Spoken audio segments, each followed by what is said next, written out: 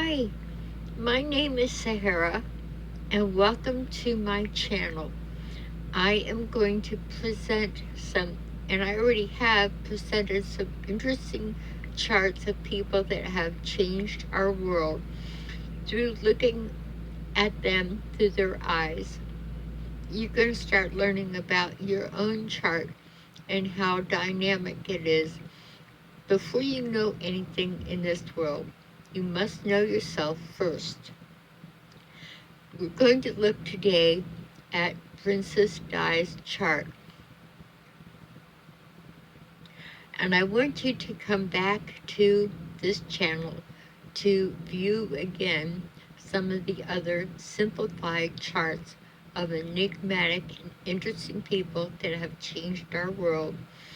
And you're going to find out a lot about yourself and those around you along the way. Let's look at our lovely Princess Di, someone that we remember well, and she was an enigmatic figure. And how did she change our world? I think it came from her school. She was considered of the upper class in England, but she went to a wonderful girls' school, and the people that ran the girls' school knew that they were educating the more privileged of the young girls. And they were often taken off to orphanages and places where they could do charitable works. This influenced Diana so much. She started off her first job and only job, I guess, was teaching grade school and young children, kindergarten. And from there, we all know her story. But it was the early beginnings that gave her that common touch of being able to relate to all people. She became the people's princess. I always liked this picture. I did a report on the quality of happiness, and this is a picture left over from that report. And I always loved this picture. It's, of course, Prince Charles and Diana. And the point was they're beginning to realize that they have basically everything: kingdoms, crowns, castles, couple castles all over the place. They basically have everything. And that's what Prince Charles is saying. We have everything. And she's thinking, yeah, are we happy yet? Here is another picture of our lovely princess. And it kind of emphasizes the things that we were rather confused by. I remember she was being interviewed by an American reporter, and the reporter said, wait a minute, what's wrong with this picture? King, castle, royal jewels, kingdoms, the whole world loves you. What's wrong here? So this is, we're going to look at some of the things that made her a little moody. Of course, we have the light, happy, and airy sign. She had a lot of air signs in her chart and made her very intellectual and charming. I think that was her greatest asset. Plus, she could reach out and relate to ordinary people, and they loved that. Let's look at the simplified points in her chart as well. You must do this yourself. Find out where your rising sign, and that's always on this right here on the first house, the rising sign. Find out where your sun is and find out where your moon is. And that's going to, if you just start working with that base, you're going to do great. You're going to remember, say, Sagittarius you've known. You're going to understand the people around you that are so important, co-workers, bosses, spouses. Of course, we live in a world full of people, unless you're a hermit. You know, Diana was a Sagittarius rising, and the rising sign is considered as important as anything else in the chart. And here is Jupiter is the ruler of Sagittarius, and it's here in the second house. Jupiter is a great beneficent and gives you lots of everything. And the second house is money. So you can see that while she was born in upper class surroundings, it wasn't anything like what she became when she became Princess of Wales. You would more or less consider her an average person, just had a big house and a few simple titles. She was a Cancer sun, and she had an Aquarius moon. And you're going to see here why she appealed so much to average people and truly loved average people. And that's what made her so loved. And that's what made her not fit in with the royal family. That really, they're just don't have any relationship or really anything to do much with the people that they rule. And it gets a little weird from there. So we have a Cancer sun, an Aquarius moon, and a Sagittarius rising. Let's look a little bit at the qualities of a Cancer sun.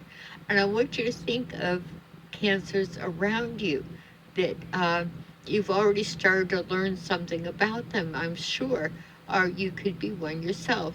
And even if it's not where you were born, your sunshine sign, we only know our sunlight signs because we have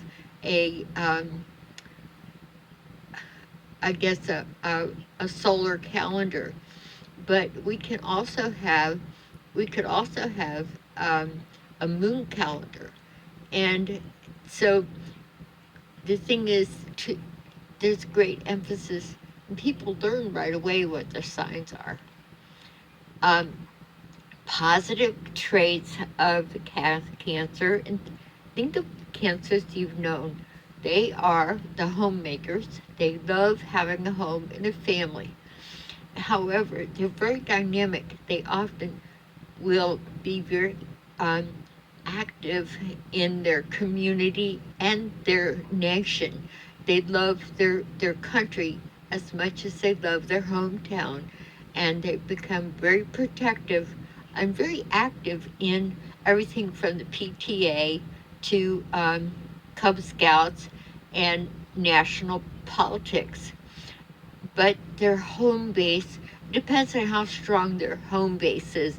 First, they have to have a home, and their symbol is the crab, and the crab gathers things up around them. I used to have an astrology teacher who would say,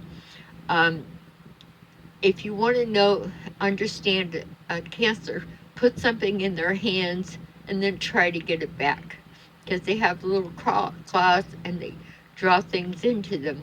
And they're that way with their family. They're caring, responsible, trustworthy, dependable, and adaptive. They're also, now think of Diana. She had these traits too: temperamental, self-absorbed. I don't think she was selfish. She never showed those traits, except when she had to share her husband with another woman. Didn't work out so good. You had a royal fit. And they're sometimes contradictory. They're ruled by the moon. Cancer is ruled by the moon. The moon is moody. And so that's what you have to think about. when you're thinking about Cancer people. They love their home, they love cooking, they sometimes have little problems with their weight. Um, they're caring, dependable, responsible, adaptive. They're also moody, possessive, selfish. I think selfish is never, yeah, narcissistic and oversensitive. And I think of the cancers I've known, and every single one of those traits apply to them, depending on their mood that day or the mood of the hour. So if you have cancer in your life, or if you're a cancer, this might ring true to you, especially if you have some cancer children. Here's another picture of our lovely princess. And on that day, she was obviously in a good mood, but other times you could tell exactly how she felt at the moment. And here she is looking playful and mischievous. And there are many pictures of her in ordinary settings playing with her children. So she was kind of had that quality. She wasn't as aloof as the royal family, which set her apart. Here is a glyph for Cancer, and it's kind of a little drawing of what a crab would look like. And here is a Cancer symbol, and it does fit because if you have any, I come from the Chesapeake Bay with lots of crabs. And I'll tell you, crabs have this ability to hide quickly, and they can scurry under the sand of the water and hide. They're shy, but they will come out and grab what they want. And you better hope it's not your finger, because they won't give it back. Now let's go up and look at our basic chart again. Here we have the Cancer Sun. Now, you're going to learn as you start learning about your own chart, you're going to learn about the houses, and they're just as important as they're more important sometimes than the actual signs. And there's 12 houses: first house, second house, third house, fourth house. Now this is a little because she's born in a northerly climate. You're going to find the houses, they're not even. This is the 10th house, the midheaven that points upward, and you can see it's a little lopsided. Anybody born in northern or southern, very southern hemispheres, well, they're not going to be a perfect circle. And here is her sun in the Libra house of all things. You see, Cancers need a companion and a family. Well, she kind of married into a bunch of cold fishes. And they, now with the Cancer's ability to be shy and hide out, it was very difficult for her to be in the spotlight. And she was often temperamental and couldn't deal with it. And the populace couldn't blame her at all. She was certainly a sympathetic, charismatic person. But the 7th house, now look at this in your own chart once you find out your placements. The 7th house is the house of partnerships. This is where the individual finds her identity, and it is in partnerships, marriage partnerships, business partnerships, but mainly marriage partnerships. That's what they're all about. It's a Libra house, and Libra is all about partnerships. So you have a marriage here between a Cancer sun and a sun in the 7th house of partnerships. Right away, you see where her heart lies. I want a family, and I want a partner. And she really didn't have that till she had her children, because the royal family is anything but warm. You don't have and you're lost in a big castle. That's not very homey. And then you want a partner. Well, that didn't work out so well either. And that you at that point you give her castles and jewelry and God knows what else and the adoration of the world, but inside you're miserable. All she wants is a happy home and a happy partnership. Now, let's go and look at her moon. We're going to look at three things here: the Aquarius moon and the Sagittarius rising. Here we have some traits of the seventh house Libra personality. They're very charming. Have you ever known Libras? They're so interesting to talk to, um, and they're intellectual. They're very poised. If you have a Libra partner or Libras that you're close to, you must really dress well and behave yourself in public. The Libra's not going to stand for you to come in, open a beer, put your feet up on the table, and be dressed like a slob. It won't work. You're very, very refined. I may be doing another um, Princess Di uh, astrological look because my mic has not been on at a full volume, and I think I explained in another YouTube that my voice was injured in a Miss Georgia Peach pageant, and I had to smile and eat a peach, and I swallowed a peach pit. My voice has been getting better, and so I'll be back to opera lessons in no time. Let's get back to the positive qualities of our Libra friends. They're always very popular. They care about how they come off in public, and I think you would admit that Princess Di was pretty much a seventh house person. Um, they're terrible. That's why she was so loved. She didn't just walk around going to big balls all the time. She was in orphanages and hospitals. Stylish, that certainly fits Princess Di. She had a fun loving side. She was romantic. That was her fall down. She married the wrong person. She was idealistic. Here we have the idealistic trait, and she was idealistic about a partner. Not just didn't matter if they were the prince or not. She just wanted to have. She had that big ideal of what your love and marriage or romance could be. They're very sociable. Um, they're sometimes innocent, um, and they like to flirt, and so those are the positive traits. For some reason, I've known a lot of Libras. That's the nice thing as you start to um, pay attention to people's uh, signs and things. You're going to learn quickly, just like you learn anything else. Astrology is complex. We have a big, big cosmos out there, but uh, you're gonna learn it one little teeny bit at a time, and just knowing a little bit is powerful.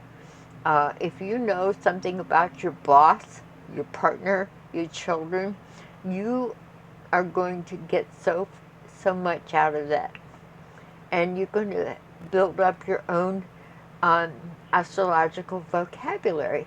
Now, negative traits, they're sometimes indecisive. I've not found that to be too true.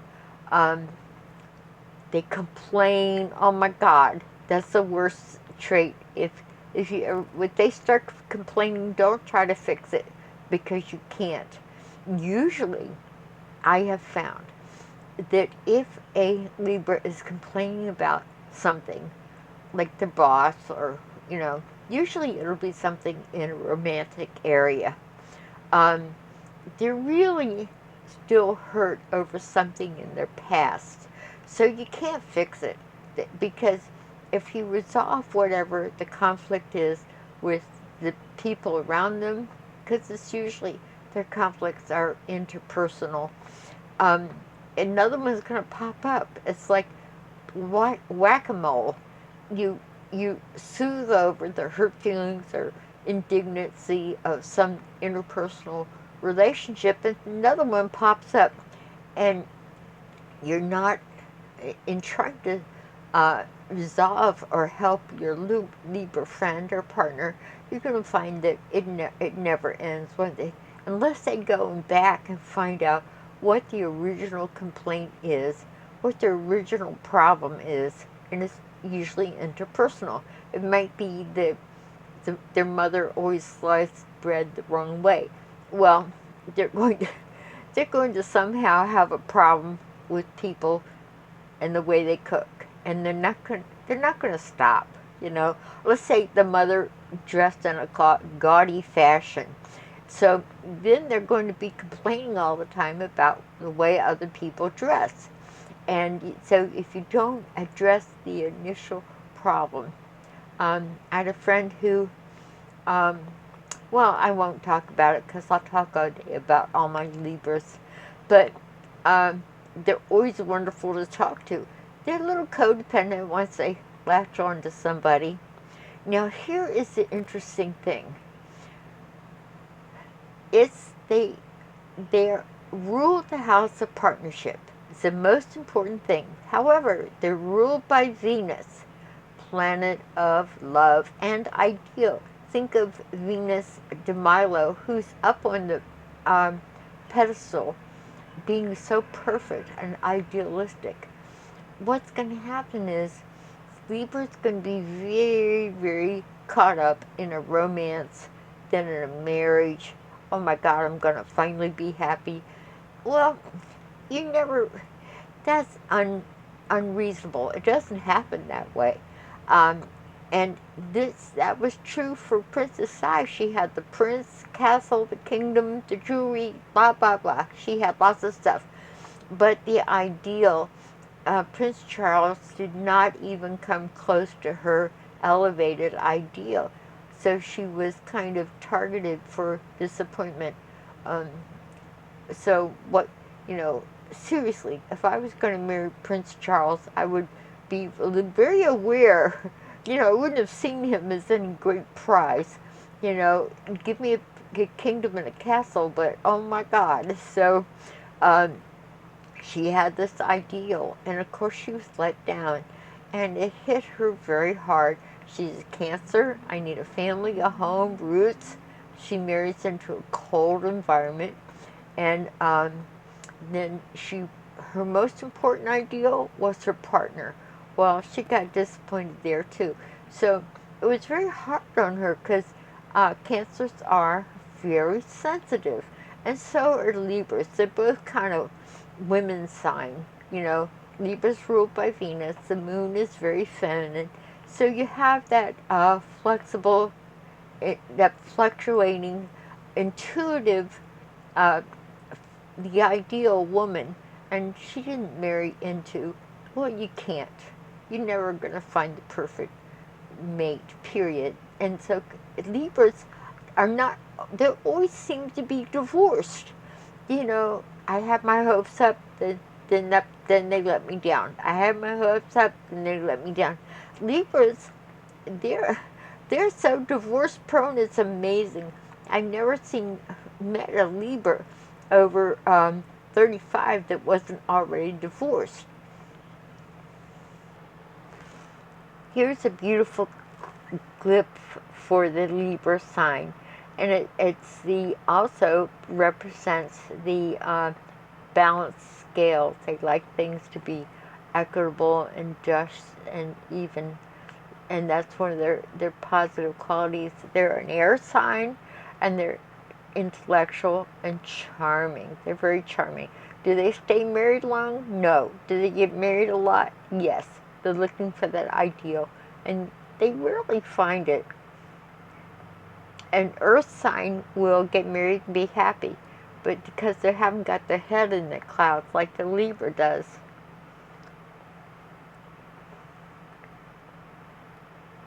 Here are some more pictures of our lovely Diana. She is real, lovely, beautiful.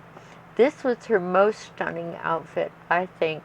She was, I think, just ending up with her divorce, and she was knocking them dead. The older she got, the more beautiful she got. But the thing that everybody loved about her was she was down to earth and approachable and real. She was very real. She wasn't aloof like the rest of the royal family. And Charles would complain that she didn't fit in with the other royals. And that's why she was loved. Here's a very down-to-earth picture of Princess Di. This is before she got married. This shows her real personality. I'm down to earth, and I care about people. That's a Cancer. They love their countries. They love their families. They like people. However, they're the mama bear if you mess around with their country or their family. Now let's go off to another area of her life. People aren't just one thing, that's for sure. La Luna, the moon. The moon, everybody has a moon sign, and it's considered as important as the sun. And believe me, it rules the emotions and it shows what you need emotionally. Her Aquarius moon, well, it's in Aquarius. Now, there's nothing more humanitarian oriented than Aquarius. They're noted for that. They're far-seeing, once again, intellectual. So you have a sun in the 7th house, and then you have Aquarius moon, and those are air signs, and those are very intellectuals. As you learn different signs, you're going to learn, oh, the air signs are intellectual. They're the signs that are represented by human figures, whereas all the other signs have cute little images of animals, like Taurus and Aries. So, except for maybe Virgo, the Virgin. And so we have the Aquarius moon, and I love an ideal. Let me tell you one thing about Aquarius. They must always have a dream of something, a goal of something larger than themselves. They're going to work for charities, humanity. They're going to definitely be in the payback category, and that's what she got in her school. That formed her initial personality, and she was born that way. So we have somebody that always has to have a hope or a dream. Any Aquarius will be striving for something larger outside themselves. Sometimes they're considered a little cold because they are so humanitarian, thinking of the larger whole, but not always paying attention to the more warm side of life. And so, in a way, you have a dichotomy here. You have a more aloof Aquarius moon, and you have the Cancer sun in an intellectual house. So you see there's a pull of emotions. She wanted to do charity work. You never saw any that, well, not a lot. The other royal family members weren't off at orphanages and visiting leper colonies and visiting with Mother Teresa, and so she had this big humanitarian thrust in her life. But the interesting thing about her moon is it's in the house of finances, of course. Unfortunately, my time with my camera might be cut short, and if it just cuts off suddenly, I'll continue with the second part of Princess Di's chart, because we haven't even gotten to her Sagittarius rising yet. Here we have the Aquarius moon. And I need an ideal, a hope, wish, or dream. I must have a goal. If they don't have that, they're unhappy. A dream outside of themselves.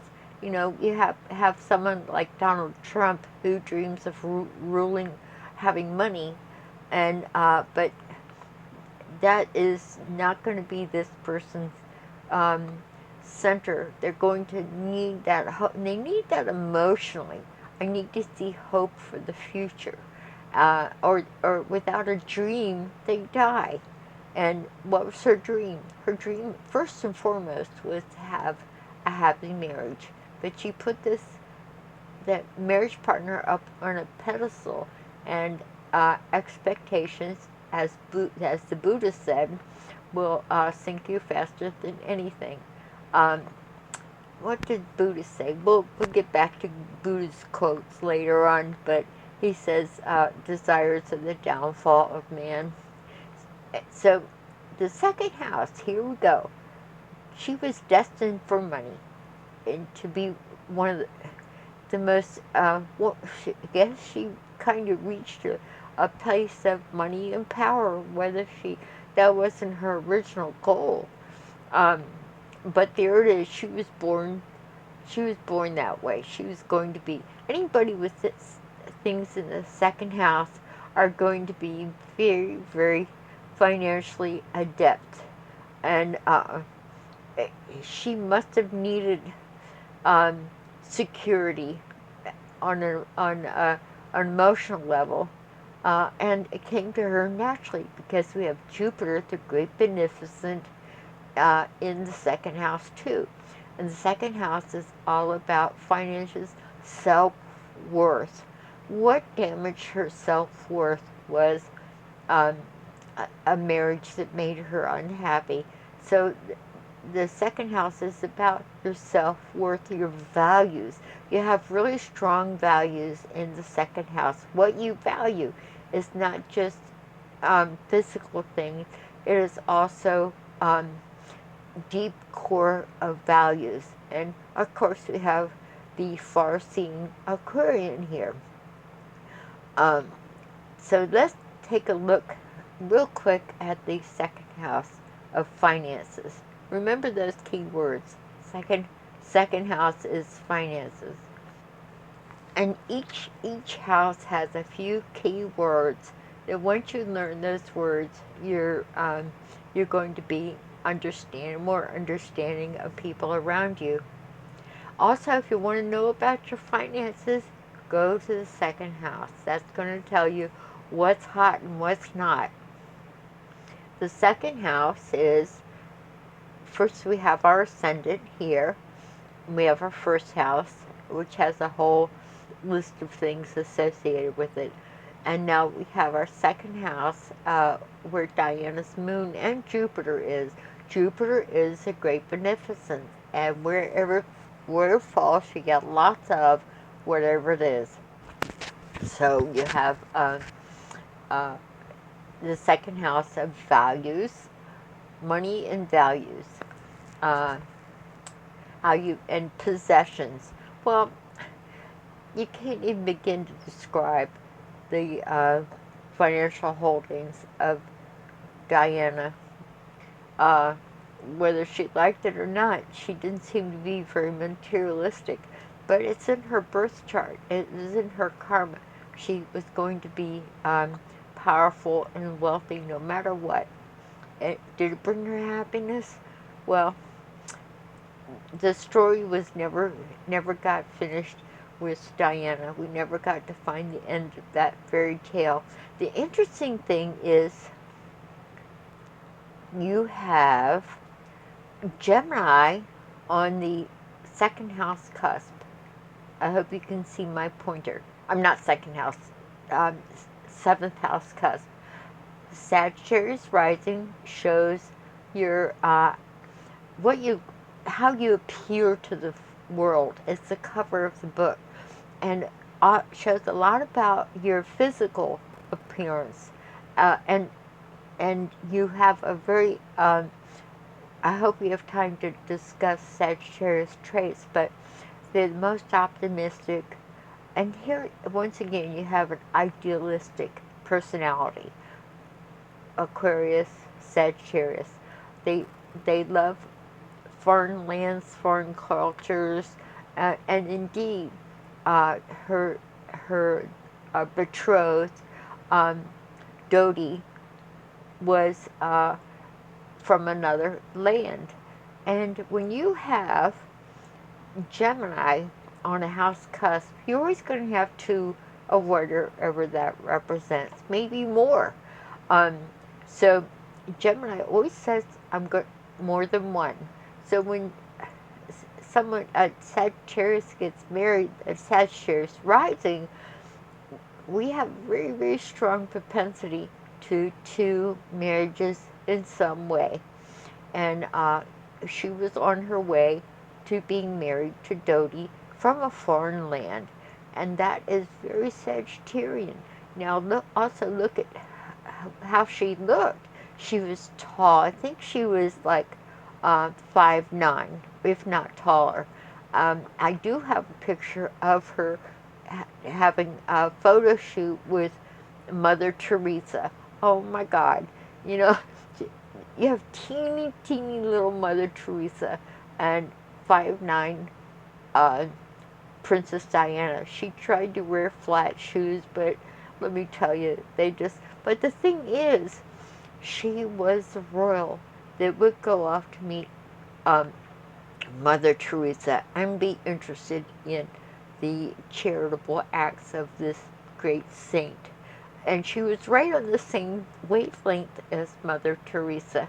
And that she made the effort to get to know this saint shows something about her. Sagittarius rising is very interested in foreign cultures. The centaur, and we'll look at a picture of the centaur in a minute, is the fellow that's half horse and half, I guess shoots an arrow, and he shoots an arrow into the air, and he just doesn't do that. He's going to follow that arrow just to see where it takes you. They're very interested in the grass over the hill. They want an ideal. They believe in opening up to larger things. First, they start off by learning foreign countries. I want to know what's the large picture, and I want to explore. Then foreign cultures. They very often get married to people from a foreign land, and very often go to live in a foreign land. They like things far away. They also study things of big nature, theosophy, psychology, philosophy, world history, and they're going to look up. Many astrologers are Sagittarians because they want to look up and out to not just the world around them, the whole universe.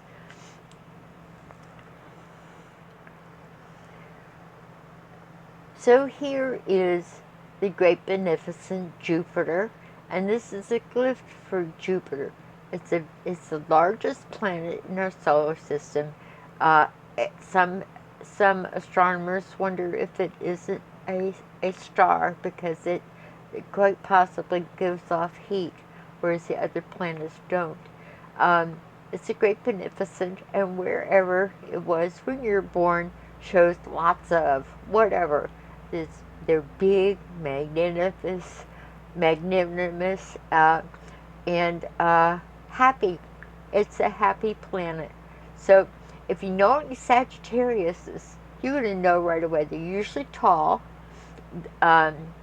Sometimes, because they're half horse, they have overbites. Whenever I meet somebody and I smile and I see a big overbite, I know right away they have Sagittarius rising or they're a Sagittarius. So they're the happiest, one of the happiest signs. They're a fire sign. They're warm, open. They have foot and mouth problems. If you know a Sag, they often open their mouth and in goes the foot. So that's our lovely planet of Jupiter and the glyph for Jupiter. Here we have the centaur who has the bow and arrow, but he isn't shooting at anything. He's shooting up. He's always looking at a goal, something larger outside of himself. And if you know any Sagittarius, they're adventurous. Look at these keywords: adventurous, idealistic, optimistic. They're a fire sign. Free-spirited, good-humored, honest, straightforward. Who doesn't like that? A Sagittarius, if you go up to a Sagittarius and say, do you want to go on a world cruise to China? They'll go, oh, sure, why not? If you say, yeah, you want to get married? They go, okay. I've known Sagittarius, I can't believe with the way they do things, and they enjoy whatever they're doing. And if they don't enjoy what they're doing, they get lost. It has to be fun. But they also like studying things, learning things like philosophies, the big picture. They're spontaneous, straightforward, zealous, philosophical, outspoken, to be sure. Sometimes they'll test you with their outspokenness, open-minded, and footloose, and educated. So who doesn't want to be a Sagittarius? Now, here is the negative traits. It's not too many, but they are tactless. That's the foot and mouth problems. They talk too much. They exaggerate. Everything's big with them. Sometimes irresponsible. And a friend of mine, it says, well, in talking amongst friends, we have a friend, and we always say, here today, gone to Maui, because the individual Sagittarius, she's here one day and she's gone to Maui the next, or Colombia, or China, who knows, whatever the spirit leads her to do, which it makes her a really amazing person to know, not